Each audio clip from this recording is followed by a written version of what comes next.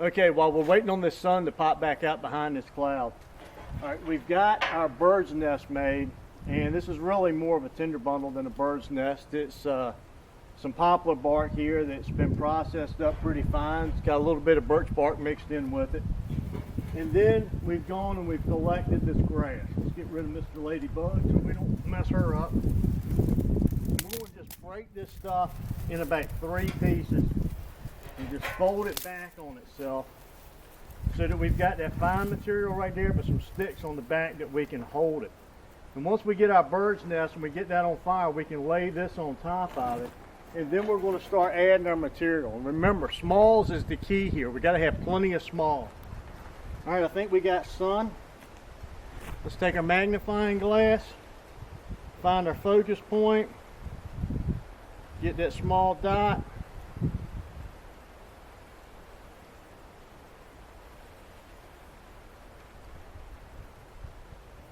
Shouldn't take long once we get good sun. It's almost out from behind that cloud. Yes. Okay. Our char cloth is lit. Now we're going to take that and place it right in our bird's nest and give it a little air.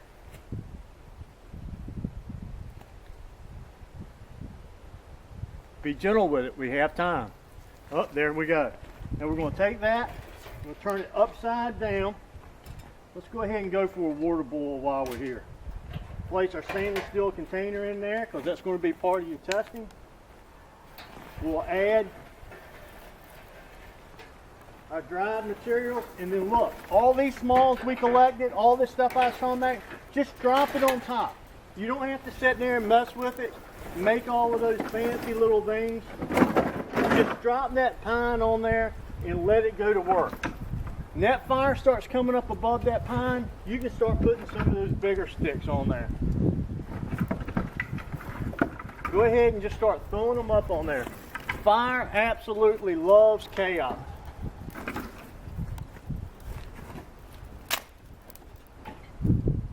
Get our char tin and magnifying glass out of the way and just let that sit there and breathe.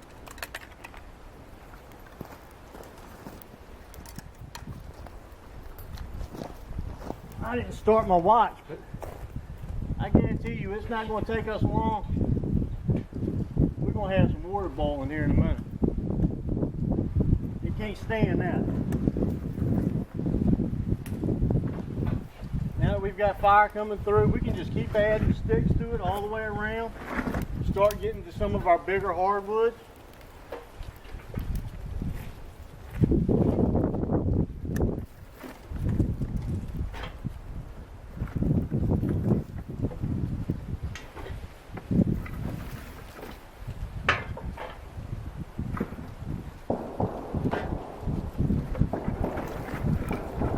This is why you need to collect up plenty of material when you're in your gathering process. All right, I think we got plenty of material there that we're going to get a water boil. So let's just let that burn up for a minute and I'll position the camera and we'll see if we can actually see the water.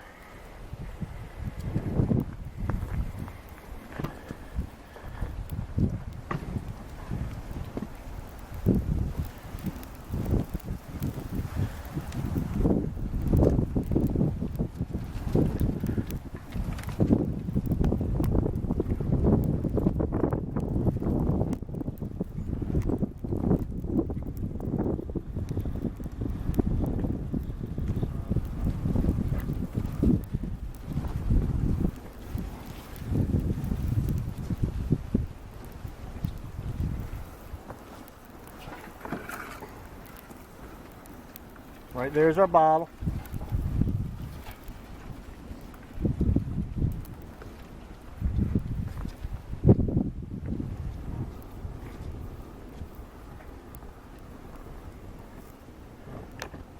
We have to move tripod here a little bit. Wind's blowing our flame around.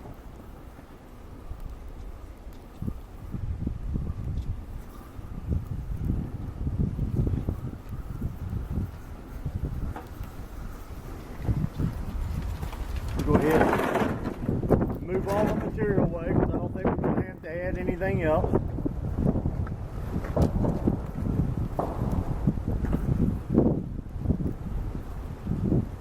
starting to hear that water sizzle, and it's boiling.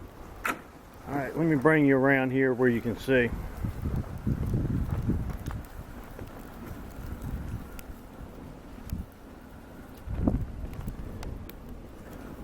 You see that? We got a good boil going right now.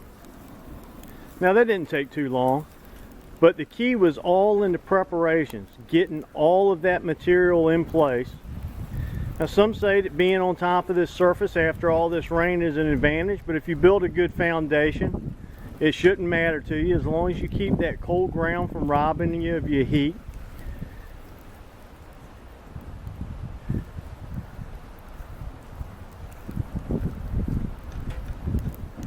Okay, as you can see, that water's boiling in there good now all the way around.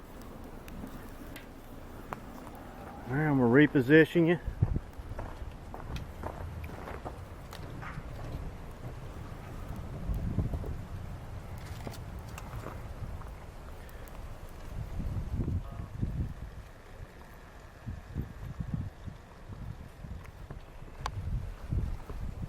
Okay, now at this point, if we needed to, we could walk away and start breaking sticks and getting even more material or whatever we needed to do to keep this thing going, because that's not going out anytime soon. We're in good shape at this point.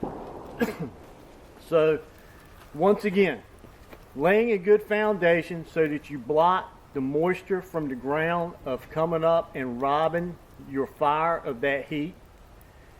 Having some larger pieces of wood on top of that foundation that allows the airflow to come in from underneath.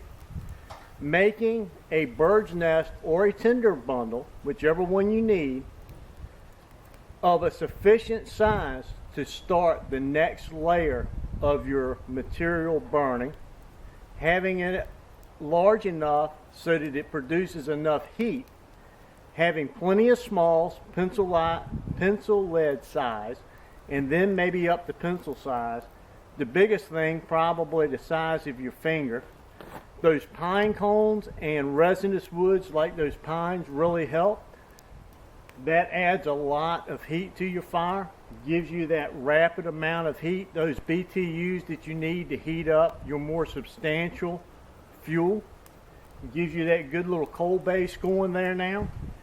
We've boiled our water, and we're at a very rapid boil at this point. So we're just going to sit here now and we're going to let this go out, and we're going to move on to our next area, and we're going to get away from the charred materials, and we're going to get into how to use your ferro rod and move right on into that tinder bundle and being able to use no wind added. We're not going to blow it to flame. We're going to use that ferro rod and we're going to strike it into that material that we collected off of the landscape and have our flame. We're going to move from that, and the next thing we'll break out our Surefire. We'll start using some of these mini infernos. We'll rip them open and we'll see how much longer of a burn we can get out of those materials. So y'all take a little short break and I'll be right back. Hey guys, thanks for joining me as we're out here with the classroom today. I really enjoyed this. I hope you find it beneficial also. I'm Tim Langston with Red Dog Bushcraft, home of global safety and survival. Until next time, God bless.